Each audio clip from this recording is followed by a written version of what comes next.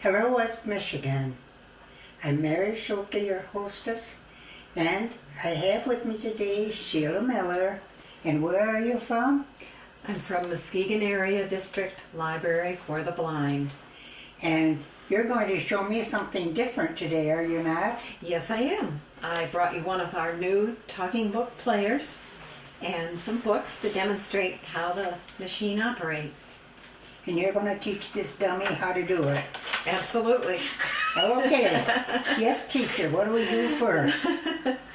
Well, I got your application for service, and I know we've talked about it before in your other programs, that if a person is interested in the service, the first step is to get an application and then have it signed by the doctor. It has to be signed by a doctor because the books are sent through the mail postage free, and they are recorded in a different format, so they don't play on a standard commercial player. So I sent you an application, of course, and you got it signed by your doctor. And there are different ways that a person can qualify for the service. Often people will think it's just for individuals who are blind, but it's for the blind and physically handicapped. And in your case, it was an inability to hold books anymore. Your arthritis had gotten to the point that you couldn't hold the books and read the print. And that qualifies. That's one of the ways that a person is eligible for the service. Other ways include being blind or have a visual impairment that prevents you from reading regular size print anymore. Does that mean that if your eyes are going bad, and you know sometimes print in a book is so small you need a magnifying glass? Mm-hmm. And I don't mean that real tiny print. That looks more like the ads in the stores on the different things. But do they qualify for audiobooks? There's a medical limit, which I can't think of right off the top of my head, for visual impairment. It's legally blind, but there are numbers for the legal impairment. But a person is no longer able to read regular print.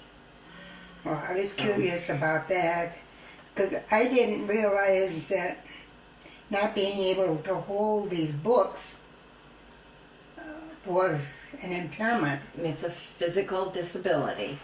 Other ways besides having severe arthritis that prevents you from holding a book would be multiple sclerosis or cerebral palsy, other kinds of things that make it difficult to hold a book. Okay. So I got your signed application back at the library, and I called and made the appointment to come out with the service and show you how to work the player that is loaned out to a person who uses the service, and how to play the books. And even though I call them books, they're recorded, they're audio books. So that's what I'm going to do with you today, is show you some of the features of your player, how to work it, and how to open your box, put your book in the player, and after you're done listening to the book, put it back in the box and get it ready for mailing. Okay. This is primarily a mail service. A lot of times people want to know if they can come and browse through the books that we have at our library, and it isn't really a regular kind of library. The books are all in boxes, shelved in numerical order, and the number on the box is determined by the Library of Congress, our parent organization. When they get copyright permission from the publisher to record the book, they assign a number to it. Well, I was curious because you told me that there were so many different books. How do they know which books to record? Well, because it's a public library service, they record all the bestsellers. They check the bestseller lists.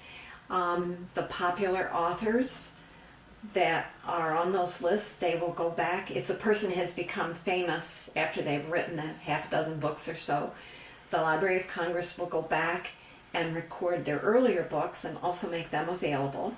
So they use best-selling fiction and nonfiction, the kinds of books you would get in the public library: mysteries, westerns, romance, biographies, history.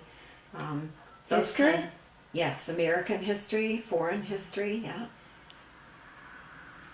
Now that sounds interesting.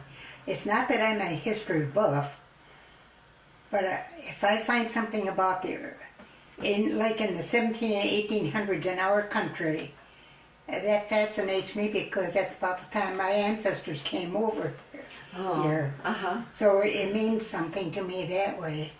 Well, when a person fills out the application, the last page has that area that a person can mark the boxes of the various reading, what their reading interests are.